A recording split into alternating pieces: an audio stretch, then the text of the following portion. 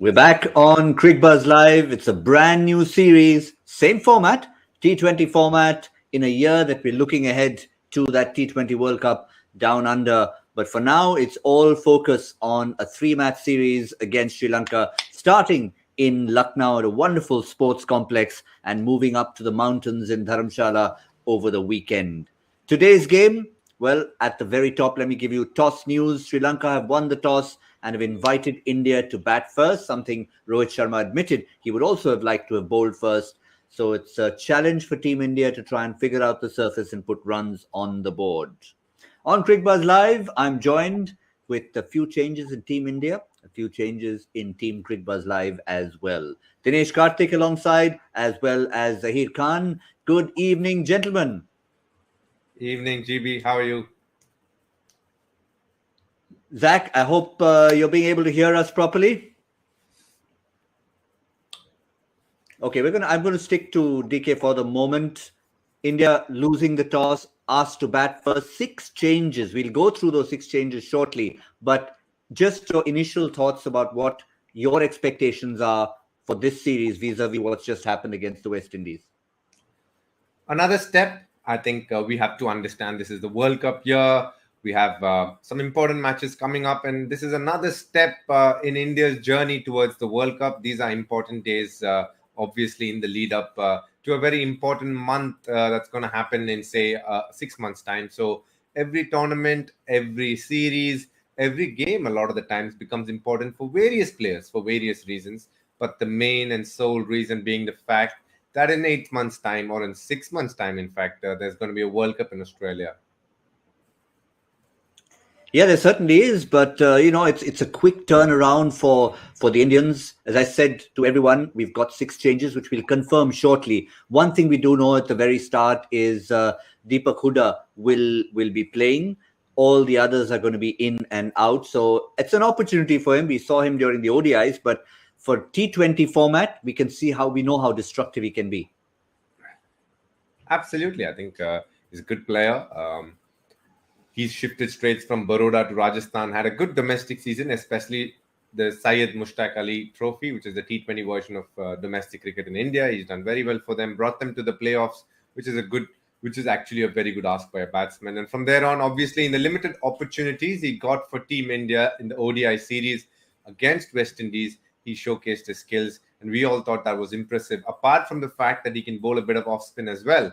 So, he's ticking a lot of boxes that, Team India is looking for. Now, obviously, Rohit Sharma, a lot of focus on him as a leader, as a batsman.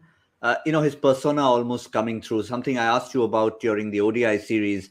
The one thing that's been common to Rohit Sharma, the appointed captain now, is that every time he's asked about the pitch, he almost shrugs his shoulders and says, I really don't know what to think about pitches in India these days. Is that just him being non-committal, or is he genuinely like someone like a Kumar Sangakkara who believes that, listen, until we've actually played a few balls out there, I will not make a judgment on the surface?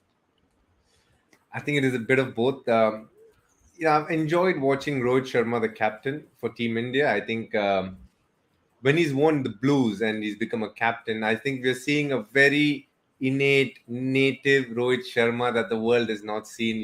His expressions on the field, the way he takes DRS, the communication he has with the bowlers, sometimes giving a few of them a sending off to various parts of the ground. It's just been a lot of fun. And I think that's what you get from him outside the field. And that's what attracts a lot of the players towards him, because he's a lot of fun to be with. He's got a great sense of humor. And, I've always been very fascinated with the kind of language he speaks and the kind of jokes that he cracks. So we see that, and also is the quirky side to him that you see at tosses. And I think he's being honest. Like, I don't think he knows how exactly the wicket is going to behave unless you start playing a few balls. We expected the Calcutta wicket at times to have a lot more of swing and seam for the fast bowlers, but ended up being an absolute belter post a couple of overs. So even in Lucknow, it can be a hard wicket. But I remember he played a game in Lucknow against West Indies, I think a couple of years ago, and he got a brilliant 100, if I'm right. He smashed it to all parts of the ground. And one of the bigger grounds in India, I think it's a massive ground. So hitting boundaries isn't easy, especially sixes. But he seemed to clear it really easy. And that was beautiful to watch. And again, I feel that this wicket will be a bit too paced, maybe a little low. Black soil wickets. That's what you tend to expect. But Rohit Sharma, being Rohit Sharma, saying, "Hey, you know what? I'm not going to commit to anything about the wicket because I myself am not very sure." Yeah, he did refer to that West Indies game in his own modest way, of course. But what he did say is there were a lot of runs on offer, so maybe it may not be a bad thing for India to try and set a total. But Rohit Sharma himself, TK, we always know him as the aggressor, but not necessarily always the aggressor from ball one. In the last few innings, we've seen he's sort of taken that lead role. Do you think, I mean, have a look at this 509 runs at a strike rate of 139 up till that T20 World Cup in 2021. The 5 innings he's played after that, look at that strike rate of 181. He's had decent hard hitters at the other end, but he's decided to take charge every single time. First things first, I think we have to understand the growth of Rohit Sharma as a batsman. I think in the last 2-3 years, he's batted probably his best. When I say he's batted his best, he's batted really well before. But there were some unanswered questions like his ability to do well in Test cricket, in swinging conditions, in Australia. I think he's shown the world that in all those conditions, he's done well now. He got 100 in England, he got 100 in Australia, and he got runs in Australia. So my point here is, as a batsman, he feels complete, he feels thorough, he feels he is at the top of his game. Now that in turn turns into confidence. When you're confident as a player, you can decide how you want to mark your territory in many ways every time you step onto the field. Add the fact that he is Team India's captain as well. Now that is added responsibility. He is enjoying it. And I think he wants to set the tone being an opener, saying, this is how we play our cricket. We're going to play aggressive. We're going to put pressure on the new ball bowlers, make use of the power play. And he knows a lot of the times probably the other opener hasn't played enough, or he's coming back from an injury, or probably that's their style of play. He has said, chalo, come on. I am going to be the one who's going to take those small risks if necessary, but make sure the bowler at all times is under pressure. There will be games when he probably bats a bit slow because somebody has bowled well. That can happen. But more often than not, for the skill sets he possesses as a batsman, and the fact that he's so strong square of the wicket, he's always able to, in many ways, dominate a power play and put pressure on the bowling side. Yeah, we saw those figures in there. Ishan Kishan in a couple of innings, KL Rahul in a couple of innings. And every time, I mean, that first one is a good illustration. A partnership of 50 of 31 deliveries. Rahul's going at run a ball. 31 of 17, Rohit Sharma. The last one against the West Indies, 64 of 45. Ishan Kishan under 100 strike rate. Rohit 40 of 19. Overall, you're not complaining with the opening partnership. I don't think we should, isn't it? If somebody is able to give us a 30 ball 50 or 80 ball 120, come on now. I don't think we need anything more than this. I think they've really, set the tone consistently over a period of time in terms of, what sort of partnerships and the way those partnerships needs to be structured. So that was good to watch. And the fact that Rohit Sharma as a leader is setting foot into the ground and telling the batting order, this is how we're going to set out every time we're going to bat, is a great statement. Yeah, let's have a look at all those changes we've talked about from the last T20, which wasn't very long ago. But we've put the team in front of you. Ishan Kishan still holds his place up there. We've got a second wicketkeeper playing as a batsman, assuming that it's Ishan Kishan who will don the gloves. Sanju Samson slotting in at number 4. Deepak Hooda, as we said at the very start. And the two returning men, DK, Ravindra Jadeja and Jasprit Bumrah. We've been talking about it throughout when they've been missing that. Look, it's all very well to have all these build-up players, but these two are permanent fixtures, and now they're back. Absolutely. They're a world-class player. Ravindra Jadeja, high-quality all-rounder. Jasprit Bumrah, we all know, he's, for me, he's the best bowler in the world across all 3 formats. Terrific across different parts of the match. He could bowl up top, he could bowl for you at the death, and if you want some wickets in the middle, he's the guy to go to. So, overall, a really solid bowling attack, pretty much as strong as it gets in terms of current form. So, I'm really excited to see this bowling attack and the fact that we have 6 options with Jadeja and Venkatesh Iyer along with the Hooda. So there are 7 options today. So it's a really good looking team out there. Yeah, and of course, the 2 wrist spinners, we saw them in tandem together once. But otherwise, it's pretty much going to be when they're both in the squad, either Bishnoi or Chehel. Today it's Yuzvendra Chahal who gets the nod. We saw him having a nice old workout with Jasprit Bumrah. They were almost doing a 50-meter sprint. So again, today it's about Chahal showing his wares, knowing that Bishnoi has made his debut and started to make an impression. Yeah, I think this is where captaincy and the fact that coaches are very important. We got to understand that Bishnoi looked really good. He bowled well in all the three games, but they've still held on to a chair and said, "You're the main guy. You're the guy for us. Take it. You're going to be our wrist spinner for this game." And I like that. The fact that people are, when they say giving a long run, giving that support, this is what it is.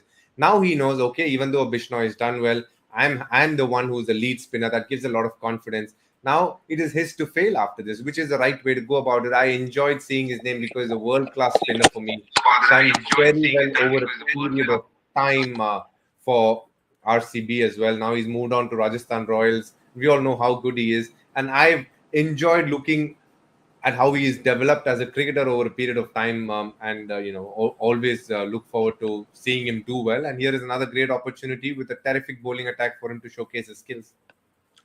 Well, we can also allow our very own colleague to showcase his skills. Zaheer Khan finally managed to get him into the team. Bit like Yuzvendra Chahal just pushed him in now. Zach, welcome back. It's been a long time. Tough day, GB. Tough day. So far, it's been a roller coaster for me for last 20 minutes. Hope it works. I've actually missed the toss, so you'll have to fill me in right now. No problem. I mean, I'm sure you're used to days like this. You turn up at the ground, it's not quite the surface you expect. The toss hasn't gone your way. You weren't sure if you're opening the bowling or not opening the bowling. So it's a little bit of confusion like that. So you've always taken it in your stride. Sri Lanka won the toss. India batting first. 6 changes. But just your thoughts initially on expectations out of Team India as we start to build up to that World Cup in the end of the year. Well, the expectations obviously are riding high, isn't it? You've seen how ODI and T20 series against West Indies has gone. You know, they've finished the series in style, whitewash in both the series. So things are going pretty well for Indian team. So we hope that they continue on this path. We've heard a whole lot of talks around the few changes which will be seen. There are some experimentation which has been happening. We saw Rohit Sharma going in the middle order, giving some opportunities to the youngsters. So they are actually figuring things out with regard to the end of the year plan, which is the big T20 World Cup. So yeah, all things so far are looking pretty much aligned. We have Bumrah coming back. We have Jadeja coming back after a long time. So that is something which everyone will be keenly watching. But all in all, I think the team is looking in good shape. They have the winning momentum going with them. So that's what we'll see in the series as well. Yeah, winning momentum. DK, you had a big smile on your face. I think you could see the smile on Zach's face talking about Bumrah coming back. Absolutely. I think, Zach is one of those who's seen him in really close quarters in the last 3 years, and he knows what a gem of a bowler he is. And he's, in many ways like a diamond in the rough because, he can give you results that you sometimes, stop back and be like, wow, that is a quality bowler. I was also laughing at the fact that organically, all three of us seem to have a very nice background and all of us have some painting behind us. So I was enjoying that as well. I was waiting for you, DK, to point that out. I thought I would initially mention that in my intro, but you've managed to do that. 3 different pieces of art. A little bit, Zach, like a captain like Rohit Sharma having to deal with different works of art in his own team. Well, DK is learning fast, and we've seen. Well, Rohit Sharma, we need not worry. He's always there, calm and composed. Doing his captaincy art very well. So that art we need not worry about. But nice to see DK also having a piece of art there in the background. So all in all, I've seen GB, yours also the background. I see some art, and we are waiting to see how Indian team now goes on about batting first. In this T20 format, we've seen captain who is winning the toss. Usually preferring to bowl first. Later on, the dew also comes into play. So that's something which we have to see how the bowlers also cope with those challenges of having dew around. So that's something we'll have to wait and see. But with the batting, you have to have that cushion. you have to also set the target with the challenges of bowling under dewy condition in mind. So we'll have to see how the batting approach is going to be. Surya is going to be a big miss. I think he was showing a lot of form and good signs of a player who is gaining in confidence, who is going on building on that momentum which he's been seeing, playing a different kind of role in the middle order, adapting very nicely to that role. That's a bit of a setback. Sanju Samson gets an opportunity now in place of him. So those are the things which, from the batting point of view, now since India is batting first, we'll have to see. Yeah, just an extra challenge, DK. I mean, obviously injury ruling out Surya Kumar Yadav and Deepak Chahar, but if you have a look at the overall balance, the two people who are coming back are Jasprit Bumrah, Ravindra Jadeja, middle order plus all-rounder, lower down the order. But the real gap, if anything, is in terms of the sheer experience up top, which a KL Rahul brings, which a Virat Kohli brings, which a Surya Kumar Yadav brings. So it's in a sense Rohit shepherding some of the less experienced boys, exciting as they may be, all the more a challenge when you're setting a total, DK. Yes, I mean, in many ways, Rohit is definitely the most experienced player, the most talented player, and probably arguably the best batsman in that batting lineup. So he'll be taking it upon himself in many ways. If he gets in, he'll try and go as big as he can. But also you have to understand, we're playing Sri Lanka. These boys are a very confident lot. They've all been part of IPL, played very high pressure games. So they know what it takes to do well. The only difference in being they probably would be wearing a different color, but they now be wearing blue and representing Team India. So there's a lot of pressure. Make no mistake about that. Make no bones about that. But I think all the players here have played the quality of bowling Sri Lanka is going to possess, or maybe sometimes a higher level of quality, especially when they play IPL. So I expect all of them not to have an issue in terms of trying to know how to get those big runs. What is going to be important for them is, given the opportunity, given the amount of obviously challenges, they all know that there are three top batsmen who are going to come back and make it to the 11. So all of them in many ways are scrambling for backup choices or just for that one spot that's available. So that's the bigger challenge here. Yeah, it'll be interesting. Setting a score, trying to win a game, but also trying to win your own place either in the 11 or in the squad itself as a backup. What about the opposition? They're also missing one very key player. Of course, the exciting Wanindu Hasaranga will be missing, tested positive for COVID-19, and that'll be a big miss for them. But otherwise, in a sense, Zach, slightly work in progress as far as Sri Lanka are concerned, and they have been for a while. Yes, they have been on that through that kind of a phase. But if you look at how they played the World Cup, they've been showing a lot of good signs also in terms of approaching the game in the right way. Showing that intent, controlling the controllables which are there in their hands. So that is something which we've seen from the Sri Lankan team, and we'll expect that in the series as well from them. They would want to gauge themselves on the basis of how they are carrying themselves, what kind of attitude they're showing on the field. I think generally you get a feeling when you look at this outfit and how they've been going on about playing the matches. They've taken the winning and losing out of the equation. They've set up those kind of goals for the team, saying that can you show that intent on the field? Can you show how the T20 other teams are playing, the teams which are ahead of them, how they are approaching the game? Can you match that? And in the process, they are understanding that there will be some errors made, there will be some mistakes made. They might not see the result right away, but they're trying to build that brand of cricket which they want to play. And that's what I'm expecting from Sri Lanka in the series. Yeah, no Hasaranga, no Tikshana, DK. Dushmanta Chamira will be key as a leader of the pack. Never mind spin or pace. You just need that experience in terms of being a leader of a bowling unit.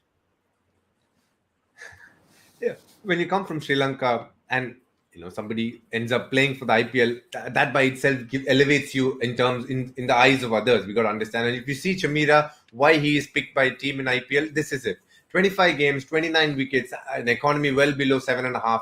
So he's shown skill, especially with the new ball. He's shown a lot of skill. He bowls a decent pace. He gets the ball to lift from length. He's tall. He's got a lot of good attributes in himself. And also the fact that as a bowling unit without the Hasaranga, and off late Tikshna has bowled really well in Australia as well, they will definitely be missing these two. This is a very, very inexperienced bowling attack in many ways. Lahiri Kumara has been there and thereabouts, but he sometimes tends to go for a plenty in a game. So their bowling is obviously not the strongest available in the Sri Lankan setup right now. They'll be trying their best to try and restrict India to as miserly a total as possible, because in many ways for Sri Lanka they'll be dependent on their batting, and they'll be hoping that Charit Asalanka comes good as well, because he was a key batter for them in the T20 World Cup. So they'd be really hoping that happens in this game. Yeah, both Charit Asalanka and Pathum Nisanka have been key for Sri Lanka up the order, and especially when they've been chasing totals, they really have managed to do it very, very well, and that's what they're going to be doing today. Zach, your good old mate Lasith Malinga, I mean, he's so hard to replace. I mean, the kind of weapon he was for, of course, your franchise, but also for Sri Lanka. Sri Lanka will look at that and say, that's the kind of weapon we need. And it's not easy to find someone like that, is it? Absolutely. I mean, you can't replace someone like Lasith Malinga, right? But you've seen the talent in Sri Lanka bowling. You've seen someone like Chamira, but you're mentioning him. He's been that leader of the bowling. I would say has been around for a while now. A good talented bowler, has got that pace as well. But the Lasith Malinga being such a epitome of success is reached when it comes to bowling. You'll always find it tough to fill those kind of shoes in. But he comes with a bit of form. He picked up 7 wickets. He had an economy under 8 and a very, very decent average. So Chamira will want to bring something from there. May not be the same kind of conditions that he bowled in Australia, but certainly they'll want to bring some kind of experience from there, from a tough tour. Sometimes, DK, you look at a tough tour, and he was asked this at the toss, was Dasun Shanaka. You can look at a tough tour in 2 ways. One is you could get demoralized. The other is you could say, okay, the only way is up. And I think that's the way Sri Lanka need to look at it here. I think in many ways the Australian tour for them was as important as this Indian tour that they're on, because they're going to be playing in similar venues when they go back to the World Cup. So they will know in those conditions who are the kind of guys who are able to adjust with the pace and bounce that those wickets offer. And they had some standout performers a couple of the times. We obviously will look at the results and say it was 4-1, but they had a game that they tied. So, it could have gone either way. Yes, the super over comfortably went to Australia, but on another day where, things could have gone and it would have been a far more interesting series. At least the score line would have looked far more interesting. But for the moment, have to say that there's been a lot of learnings for Sri Lanka from that series. I think they found a couple of interesting players, which they will want to give a longer run and see how those guys play when they play better teams. And Sri Lanka is a team where you will get a plenty of opportunities. And I'm sure those guys will try and do their best to make sure that they're part of the 11 consistently.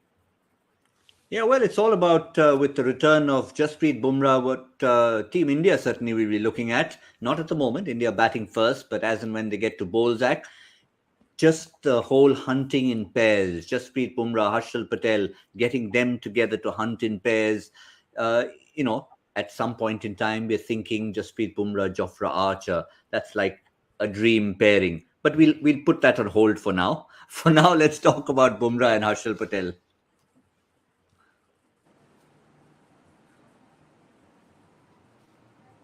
Well, Bumrah and Harshal Patel will be a complementing pair, I feel. Purely because, when you talk about Bumrah, you talk about that awkward angle. You talk about those Yorkers, which are bowled at a very fast pace. And to add to that, he's got variation of that beautiful slower ones which he bowls. Now, when you look at Harshal's numbers so far, and his success story has been around people looking to attack, and when batters are coming hard at him, he feels more comfortable, or he feels that chances of him taking the wicket is on the higher side. So that is something which will work in his advantage when you have someone like Bumrah bowling at the other end when you're bowling in the back end. So batters would want to take more chances against Harshal than against Bumrah, and I think which will work in Harshal's favor. So that's what I want to see. I think the fact that Bumrah is going to make it very difficult for batters to score runs freely. Uh, that's going to give that edge to Harshal as well to use his variations. You've seen that certain games he's been staying away from slower ones because he wants to vary that. But he should just back his best delivery, and which is that tipping slower one, which is bowling. I think when Bumrah is bowling at the other end, the edge on that slower one is going to be even sharper. So that's something which Harshal and the bowling coach and the bowling unit should think about. But I think this pair at the death will be complementing each other. Yeah, I think that's the unique part of it. I'm glad Zach pointed it out, and I expected no less from him. Was the fact that we often talk about, say, an Harshal Patel in an earlier game will be bowling maybe 16, 18, 20. But at the other end, you may not have a death specialist. Here, you've got, as a Sri Lankan batting unit, you've got it coming from both ends. Two guys who excel at that end of the innings. You don't know what to choose from. Absolutely. I think you have to understand that, all three bowlers that we are going to see in terms of fast bowlers, all are very comfortable bowling at the death. In many ways, I think their strength is also at the death, especially for Harshal Patel. And I think Zach's point is perfect there. He's saying Harshal is at his best when people are looking to go after him, which is very interesting and which is very true to the style that he bowls. Because even if you notice, CSK uses Dwayne Bravo that way. They bowl him 12, 14, 16, 18 or 14, 16, 18, 20. Whenever there is pressure on a batter to get runs, that's when they bring him on. And I think Harshal has done that role really well. But what's going to be very interesting, and I feel that Bhuvi bowls well, he'll be bowling 3 overs up front and they'll keep the 1 over at the back end for him because they know a Bumrah and Harshal is always available to bowl the last 3 or 4 if need be. So I think right now India, in terms of bowling, have a lot of options, especially at the death, which is always a good sign. So as a batter, for Sri Lanka, you cannot be in the mindset that I'll take it deep and I'll make sure I can get runs because you're going to be playing some quality bowlers in the last 3-4 overs.